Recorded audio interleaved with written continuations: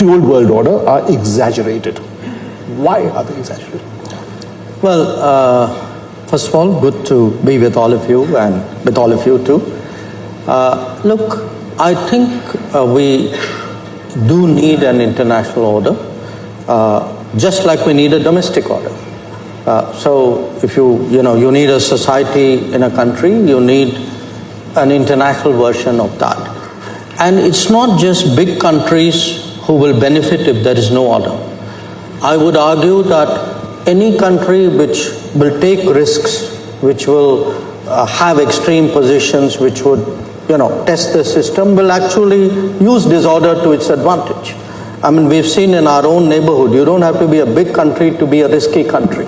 I have some smaller neighbors who've done a pretty good job at that.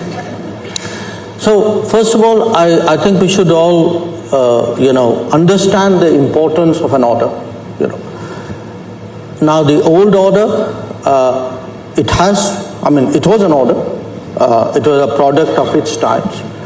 But why I felt that its virtues were exaggerated was, I think the rule maker and the rule taker had somewhat different perspectives, because I also said in the same interview, if you were at the receiving end of some of those rules or the application of those rules, we had issues. And let me give you 2 or 3 practical examples. If you capriciously, if it suits your interest, somebody is good, not good, well, I'll make up my mind how they're going to do, and you apply that order to the same country on the same issues differently. Take Afghanistan, okay? So the same Afghanistan, the same Taliban, which was an outlier, was welcomed in the Doha process, was welcomed in Oslo. Apparently at that time people were okay with it. Today again we are going back saying, Taliban is doing all these not so good things. Now, if they were doing all of that, what was discussed in Oslo and Doha? You had a British general who described them at that time as, well, they are country boys with their own honor code. Now, so when it suits you to deal with the Taliban, they are okay. When it is not, they are not okay. You are an extremist today, you wear a suit and tie, you are okay. I think I have a problem with that order. Let's give you a second example. We all speak of sovereignty and territorial integrity. All of us agree. It's a vital principle. It's the bedrock of global rules. After the Second World War, the longest standing illegal, I would say, presence, occupation of a territory by another country pertains to India. What we saw in Kashmir. Now, we went to the UN. What was an invasion was made into a dispute. So the attacker and the victim were put on par. Who were the culpable parties? UK, Canada, Belgium, Australia, USA.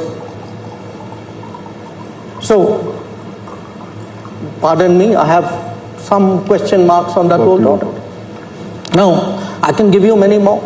We speak today of political interference.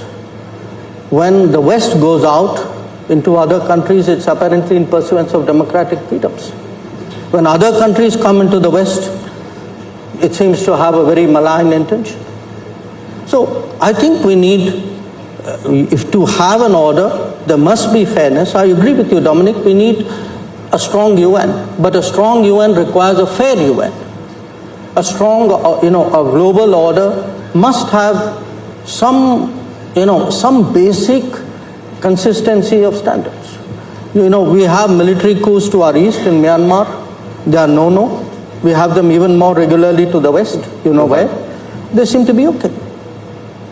So I think it's important to audit the working of the world for the last 8 decades and be honest about it, and to understand today that the balances, the shareholdings in the world have changed.